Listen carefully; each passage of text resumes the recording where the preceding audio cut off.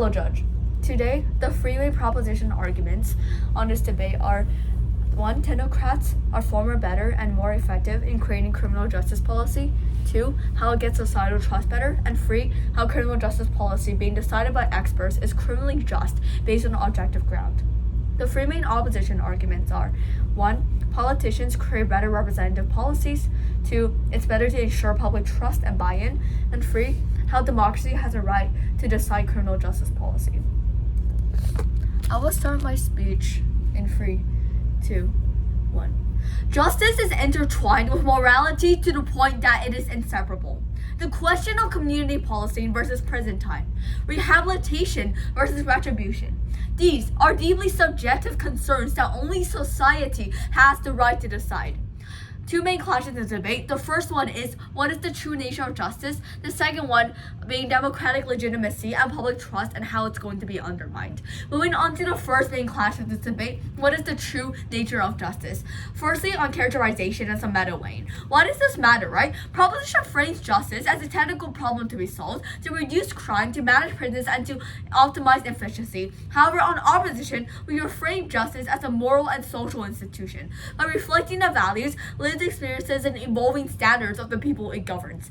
For example, jury duty shows the true reality of juries, while in comparison, these things don't happen on proposition side because these things don't exist, right? This debate should be about what justice means. It is not about the outcomes, but it is about including people and sharing the pillar of justice among all. Hierarchy should not have to contradict justice, and that is exactly what proposition is proving in this debate, and not what we want. Why is our side better in this debate, right? Two main points here. 1. Proposition's role is a role where one's justice could be exponentially served and simple, but justice does not require that. What does justice require? Justice requires shared ownership and agreement. Take disagreements, for example. How are lawmakers going to prove their points under technocracy, where laws are taken, where lawmakers are basically not going to have a job, right? Secondly, justice requires debate and awareness for equal rights. And they are defined already or on the path to and lose the meaning for justice, people will think that they're always correct, which therefore means that you're not going to have any change in the long term. Opposition does not have that. We have a world where justice comes hand in hand with democracy, where justice is fair for what the general public thinks and not 5 people. Moving on to the largest arguments, right? The main stakeholder of the debate is citizens, and technocrats will not benefit the citizens with unrest of a controlled justice system.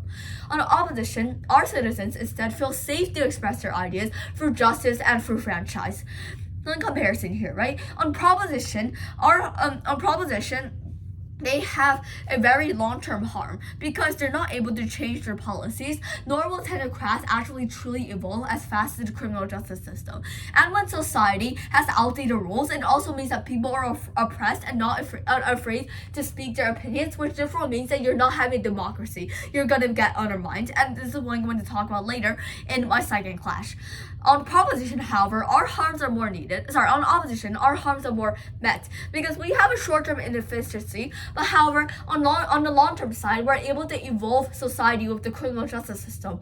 And when we evolve with society, we're able to provide citizens with a voice to allow them to participate in democratic discussion. Moving on to the second main clash of this debate about democratic legitimacy and how public trust is going to be undermined. First, on characterization. 3 main points here. 1. Fairness and accountability are much more likely on our side of the debate. Laws and policy are created and enforced with public input, whether it means that something is racist, something is ableist, some minority needs need to be heard, or that the proposition's idea of fairness is unbiased data. But true fairness comes from the fact that you're including everyone. When the public has a voice in criminal justice, it fosters transparency and builds trust. When you have a democracy where your citizens trust you, you're able to not have revolts. You're able to not have low voter turnout. You're able to not have politicians who mess up your country, whose citizens vote for not 1 or 2 options because they know that they can't trust the criminal justice system anymore. Technocrats may be correct on what reduces crime, but they are not correct on what is fair, and that requires a societal conversation Constitution. And that is not a proposition because technocrats decide everything, and technocrats are the ones who rule criminal justice system. So we're gonna reframe it and say that justice is not about what works. It is about what society is willing to accept as legitimate punishment. While public ownership, even effective policies become unjust and unsustainable. For example, policies that might be racist or policies that might ban racism might be ineffective as society evolves or when society starts to not care anymore. Moving on to strongest argument comparison. 3 main points here. 1. Proposition leads to dictation. No values and beliefs are heard and only data is heard. Though effective, it does not allow the community to feel happy or even potentially safe.